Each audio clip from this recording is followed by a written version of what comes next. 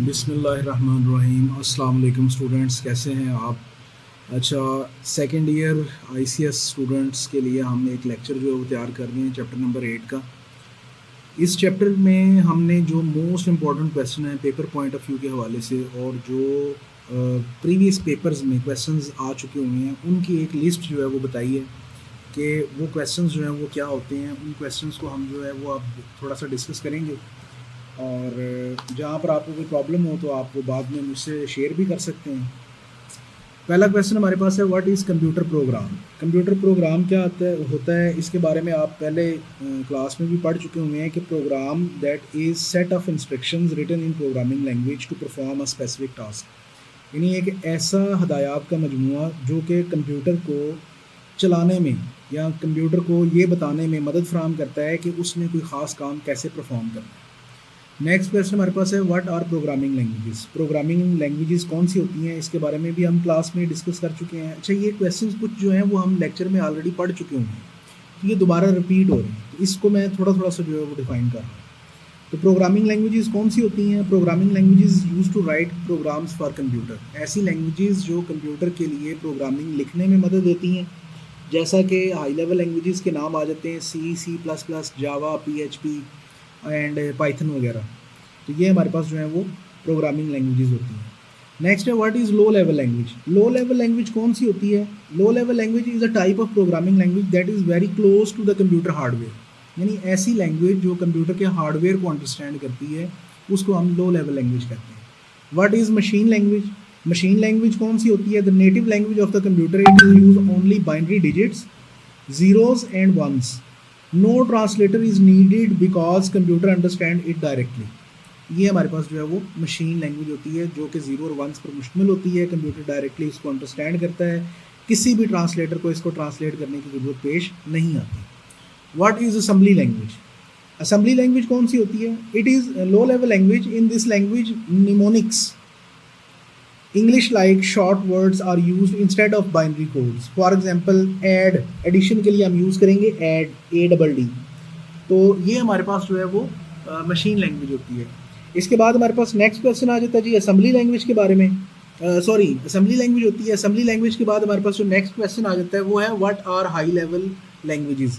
High level languages कौन सी होती हैं? ये हमने पहले भी पढ़ लिया था, ये क्वेश्चन दोबारा रिपीट जो है वो हो रहा है और इसको हम जो है वो समझ लेते हैं कि हाई लेवल लैंग्वेजेस वो होती हैं जो इंग्लिश लाइक सिमिलर वर्ड्स होते हैं and easy to write and read होते हैं। They have rules for writing codes known as syntax. इसमें जो भी हम कोड लिखते हैं वो कुछ रूल्स को फॉलो करके लिखा जाता है जिसको हम सिंटैक्स बोलते हैं। List features of high level languages. High level languages के क्या फीचर्स होते हैं? फीचर्स आपको बताए गए, उनकी खसूसियात। C एंड C++ जो है वो यूज़ होती है सिस्टम सॉफ्टवेयर को डेवलप करने के लिए। जावा का हमने नाम लिया था, जावा जो है वो पावरफुल नेटवर्किंग जो है वो प्रोग्रामिंग लैंग्वेज है। उसके बाद फोर्ट्रॉन है, फोर्ट्रॉन एक मैथमेटिक्स के लिए यूज़ होती है। कबोल जो है बिजनेस प्रोग्राम्स के लिए यूज़ होती है। पास्कल जो लैंग्वेज है वो साइंटिफिक एंड बिजनेस एप्लीकेशन के लिए इस्तेमाल होती है। तो ये हमारे पास जो है वो इसके फीचर्स में आ जाएगा।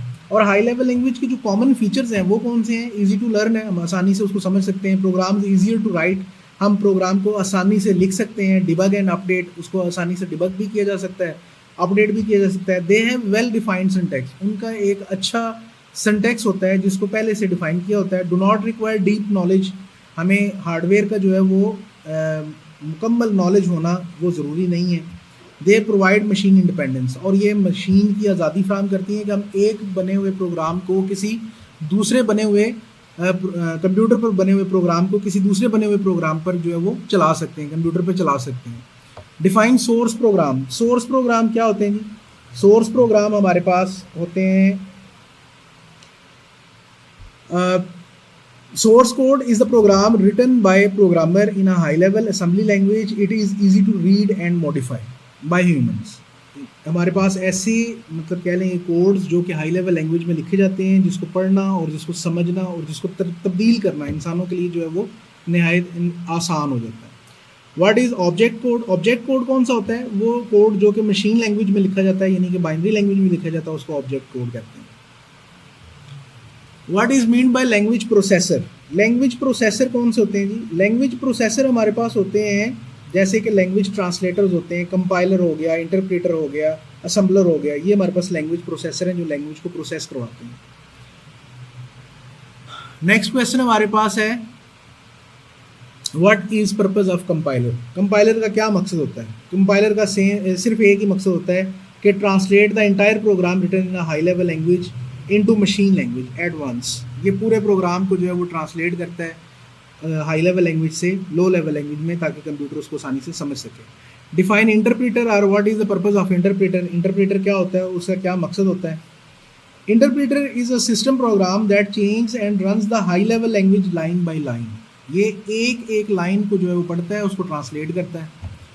Briefly describe the history of C. History of C हम जो है वो बिल्कुल स्टार्ट में पढ़ चुके हुए हैं, कि हमने जिसमें बताया था कि डेनिस रिची ने 1972 में AT&T बेल लेबॉर्ट्रीज में इसको डेवलप किया था। सी का जो पुराना वर्जन था वो बी था, बी से इसको हमने जो है वो कह लें कि अखज़ किया हुआ है। केन थॉमसन है जिसने 1969 to 70 में बी लैंग्वेज को डेवलप किया था, और ये यूनिक्स ऑपरेटिंग सिस्टम्स के लिए बड़ी जो है वो अच्छी लैंग्वेज थी। और जो अर्लियर वर्जन है सी का, उसको K&RC नेम हम देते हैं, कर्नॉफ एंड रिची, यानी वो उन दो बंदों के नाम पर जो कि जिन्होंने इसको बनाया है। और ANSI, American National Standards Institute ने जो है वो डेवलप की थी एक standard version of C language, जिसको हमने जो है वो आंसी का नाम दे दिया।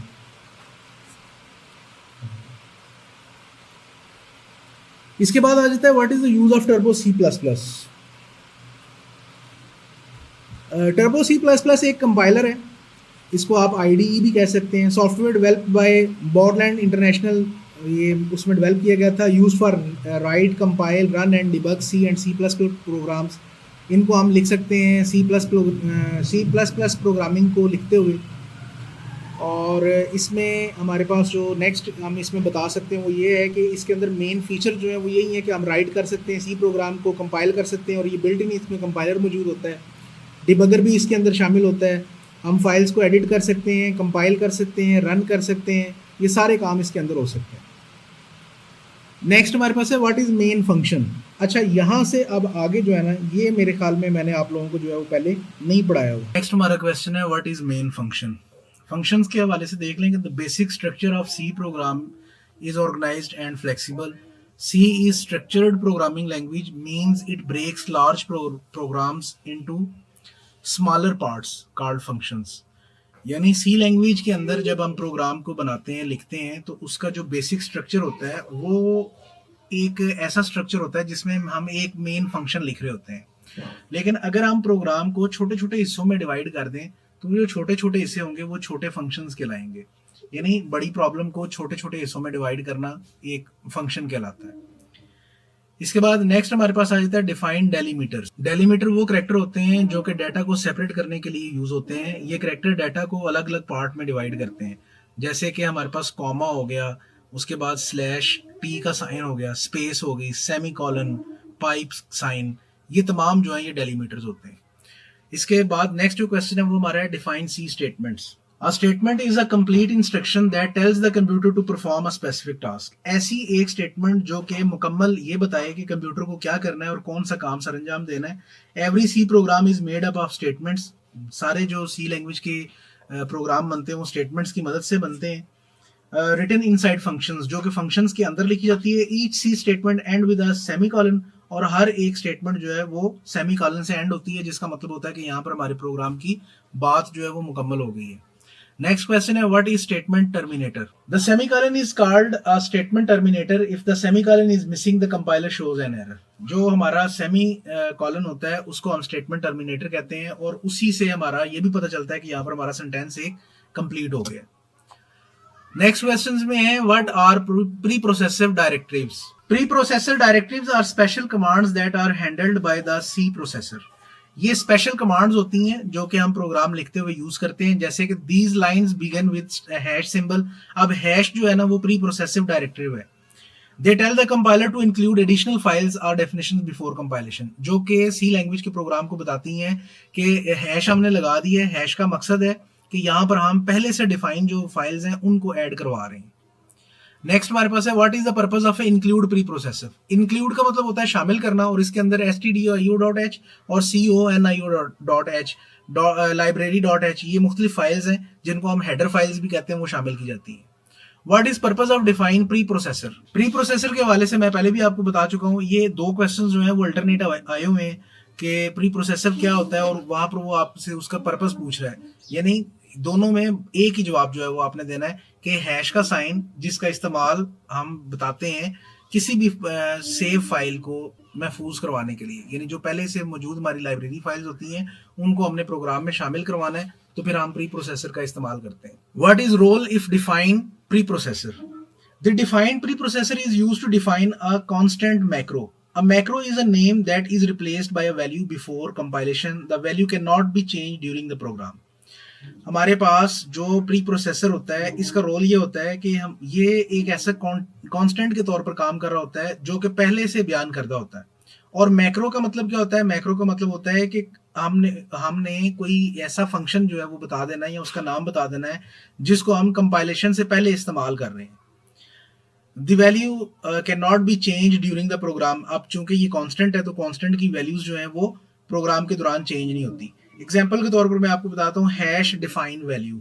अब हैश जो है वो प्री प्रोसेसर है, डिफाइन जो है वो फंक्शन का नाम है, एंड वैल्यू की जगह पर अगर हम पाई की वैल्यू दे देते हैं तो वो 3.14 वो कांस्टेंट रहेगी प्रोग्राम की एग्जीक्यूशन के दौरान। Header files in C are files that contain definitions of functions. Header के अंदर जो हमारे पास फाइल्स होती हैं वो हमारे पास फंक्शंस कहलाती हैं, कॉन्स्टेंट्स होते हैं, मैक्रोज होते हैं, एंड समटाइम्स डाटा टाइप्स ही हम उसमें डिफाइन कर रहे होते हैं। They are use to share code. ये कोड्स को शेयर करने के लिए इस्तेमाल की जाती हैं। बिटवीन डिफरेंट प्रोग्राम्स जिनका इस्तेमाल हम मुख्तलिफ प्रोग्राम में करते हैं, are files and make programming easier by reusing pre written code. और बाज़ औक़ात हमारा मकसद ये होता है कि हम बार बार इन कोड्स को लिखने की बजाय यहाँ पर मैक्रोज का इस्तेमाल कर लें ताकि हमें कोड जो है वो बार बार ना लिखना पड़े। Header files allow us to use powerful built-in functions without writing their codes ourselves. अब ये जो header files होती हैं इनके अंदर जो codes होते हैं वो प्री बिल्ट होते हैं, वो हमने जस्ट उसकी definitions बयान करनी होती हैं और कोड जो है वो ऑटोमेटिकली जो है वो चल जाएंगे। जैसे कि हेडर फाइल्स की एग्जांपल में मैंने आपको पहले भी बताया, stdio.h जो है वो स्टैंडर्ड इनपुट आउटपुट फंक्शंस की होती हैं, print F and scan F उसमें आ जाता है। conio.h जो होता है उसके अंदर हमारे पास कंसोल इनपुट होती है, आउटपुट होती है, गेट सी एच और क्लियर स्क्रीन वगैरह आ जाती है। math.h अगर हम उसकी बात कर लें तो उसमें मैथमेटिकल फंक्शंस आ जाते हैं, जैसे स्क्वायर रूट हो जाता है और पावर वगैरह के फंक्शन आ जाते हैं। तो ये सारी की सारी हमारी जो है वो हेडर फाइल्स हो जाती हैं। What do you mean by bug debugging. Bug debugging के बारे में आप क्या जानते हैं। A bug in programming is a mistake और एरर। बग जो होता है वो एक कह लें कि प्रोग्रामिंग के अंदर एरर होता है या उसको गलती भी कह सकते हैं, in the code that causes the program to work incorrectly और क्रैश। अब ये उस वक्त आ सकता है जब हमारा जो काम है जो गलत आउटपुट देगा तो उसको वो रोक देता है। रोक कैसे देता है, कंपाइलेशन के दौरान वो चेक करता है कि आपके पास कौन कौन से एरर्स हैं और उन एरर्स की बिना पर वो फिर हमें दिखाता है कि आपके ये जो एरर्स आ रहे हैं ना वो ये वाले एरर्स हैं, इनको आप रिमूव कर लें। तो वो हमारी प्रोग्रामिंग की जो गलतियां होती हैं उस वजह से हमारे प्रोग्राम की आउटपुट को रोक देता है, स्टॉप कर देता है। डिबगिंग क्या होती है। Debugging is the process of finding and fixing errors. Debugging का मतलब है कि आप एरर्स को तलाश कर रहे हैं और उसको फिक्स कर रहे हैं इन प्रोग्राम, किसी भी प्रोग्राम के अंदर। It helps the programmer to identify problems is in the code and correct them. अब वो जो प्रॉब्लम्स होती हैं, बग्स होते हैं, उनको जब हम फाइंड करते हैं, फाइंड करने के बाद वो हमें उसको करेक्ट करने की परमिशंस भी देता है। और टाइप्स ऑफ एरर हमारे पास कौन सी होती हैं ये आगे में लिखा हुआ मिल जाएगा कि what are syntax error, run time error and logical error. ये हमारे पास एरर्स की टाइप्स हैं। इन तीनों ये हमारे पास 30 क्वेश्चंस हो जाते हैं। ये मोस्ट इंपॉर्टेंट क्वेश्चंस हैं पेपर पॉइंट ऑफ व्यू के हवाले से। इनके आंसर्स भी जो है वो मैं छोटे छोटे करके आपको लिखकर जो है वो शेयर कर दूंगा पीडीएफ की फाइल एक बनाकर, तो आप उसको अच्छे तरीके से याद कर सकते हैं। बाकी मैंने इसको जो है वो आपको समझा भी दिया है। वीडियो लेक्चर जब आप सुन रहे हो तो कम से कम आपके पास जो है वो आउटपुट वाला पेज जो मैंने आपको भी सेंड करना है वो आपके पास होना चाहिए, ताकि आप वहाँ से देख के आपको आइडिया हो जाएगा कि मैं क्या पढ़ रहा हूँ।